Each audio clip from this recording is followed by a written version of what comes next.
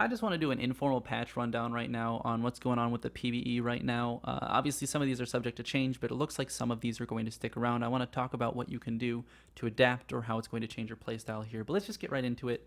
Her Prowl passive is going to be significantly different, I guess, to a degree. First off, it's going to more or less be 100% up. Like, you're going to have 100% uptime in the jungle if you're properly running in and out of brushes, because it will last for 4 seconds now instead of 2. That's great for your mobility.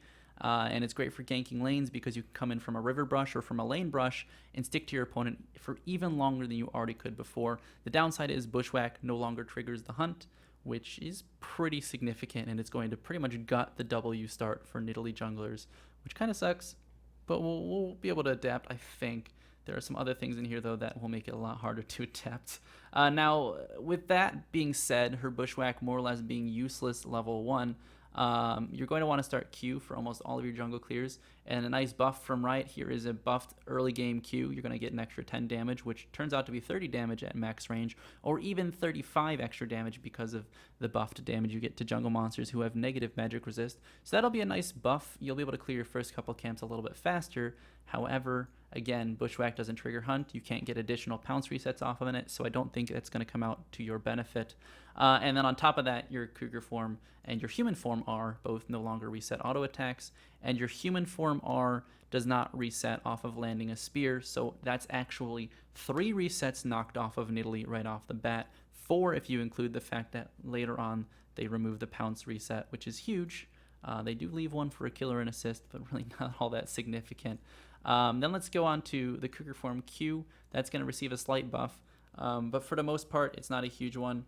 It's just more or less a, hey, let's give her a couple numbers early game and nerf her late game. So I don't see this being a huge difference. AP Nidalee will see slightly more damage, and Tank Nidalee will see slightly less to about the same, depending on where you are and whether or not you land your spear. Her pounce now is, again, it's pretty weak.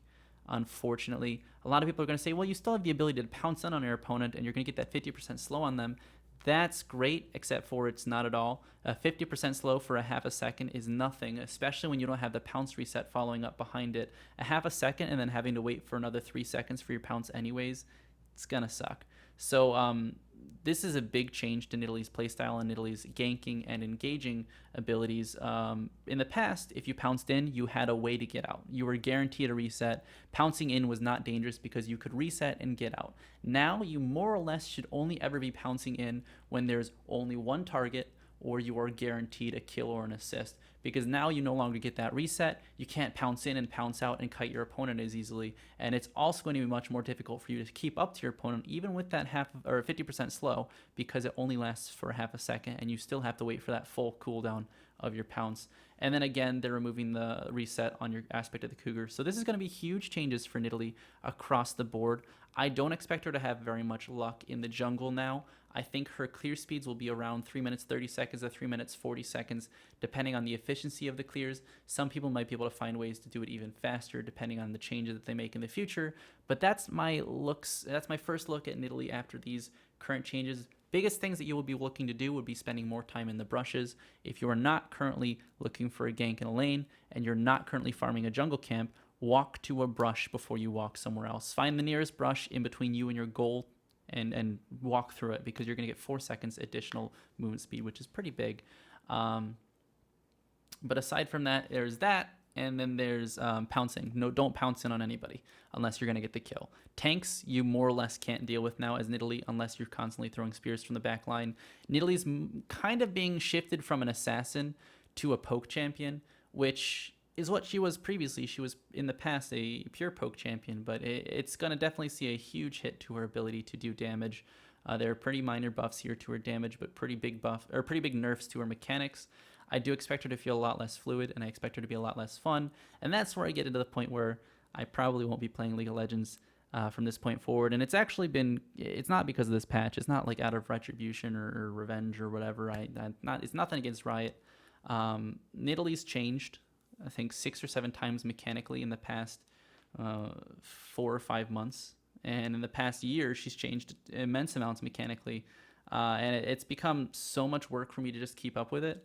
At this point, I don't play League of Legends enough to actually enjoy doing it. And because Nidalee is the only champion that I enjoy playing, and if I can't keep up mechanically with her, I don't enjoy playing the game. So unfortunately, I am going to stop playing League of Legends, and I am going to stop producing League of Legends content. This is up to you guys. Do you want me to continue making League of Legends, or do you want me to continue making content of other games, or me talking, or anything like that? Let me know. If you want me to go over patch notes or stuff about Nidalee or about the game, that's fine too. I can do that, but I probably won't be playing them very often. I won't be making montages. I won't be making any guides in the future. But that doesn't mean that there's not any guides out there on YouTube for you to go to. I highly suggest checking out a channel called Railerik, or Railerik, or however, his name's also Eric if you didn't know.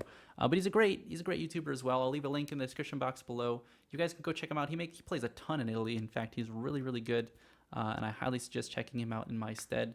But thanks for watching again, guys, and thanks for sticking around with the journey so much. It was really enjoyable. I enjoyed making YouTube videos so much. This is actually one of my dreams. When I was like 6 or 7 years ago, when I was a lot younger, I was like, I want to be a YouTube star, and honestly, this is pretty damn close to me being a YouTube star. Not really, but I mean, when you go into an Overwatch game and someone goes, "Are you Bad Nidalee from YouTube?" I'm like, holy shit, someone recognized me. It's really exciting stuff.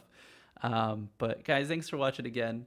Check out Railerik, and let me know what you would like me to do with this channel. And among those three things, I'm gonna go ahead and leave you. So thanks again, and maybe I'll see you in the future, and maybe I won't. Peace, keys.